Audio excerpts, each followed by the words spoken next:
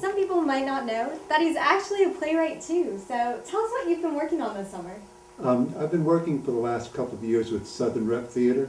They have a playwright series, and at first they were having us do little short 10-minute plays, and now we're doing one acts. And so I've written a one act that's going to be performed at Mid-City Theater. And what is your one act about? My one act is called Hold Fishy Tight, and it's actually about a playwright, about a writer who's having difficulty with his characters. They kind of come to life and he can't control them. Has that ever happened to you when you're making a film? All the time. So it's based off a true story. I was trying to explore what happens when you try to create things, what happens when you're writing, and how you try to adjust things and do things, and how sometimes the characters don't want to do what you want them to do. Right. So you also wrote for Morgus Presents, which is a show. It's airing on Fox. So tell us a little bit about that show that you worked on. Morgus Presents was a show originally a long time ago, about 40 years ago, on Channel 4, where they did wraparounds from horror movies. So this was a character who had a science lab, and he would come in and out to do little skits in between the horror movies. And then back in the 80s, they redid the show as like a half-hour sitcom, and I was one of the writers during that time period.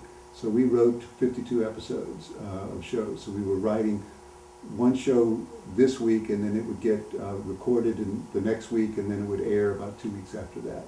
So the shows that we created all happened during the 80s, and then Fox picked them up to do replays now. Do you think you'd ever get back into Morgus Presents again? No, the character Morgus, he was very unique, and he was the head writer as well as the performer. So he's getting up in age, so I don't think he's going to do any new series.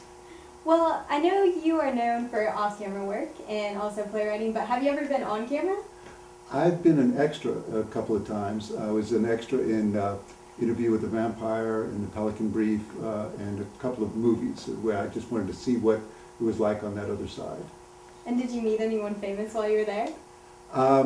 Not while I was there, but when I worked theater years ago, I worked for Julia Roberts' dad. Really? So, yeah, so I actually lived in their house when she was a 2-year-old. Wow. Yeah. That's pretty cool claim to fame. Yes. And also, what do you expect this year from your students? What are you expecting to see? We have the largest group of students we've had here at NOCCA, and we have some younger students. We've taken a lot younger students with the academic studio, but they're very talented, so I expect really good things. We've got a wealth of talent, and we've got an excellent staff. Thank you for watching our first episode of NOCCA Talks. Big thank you to Cayman for doing all our shots, and we'll hope to see you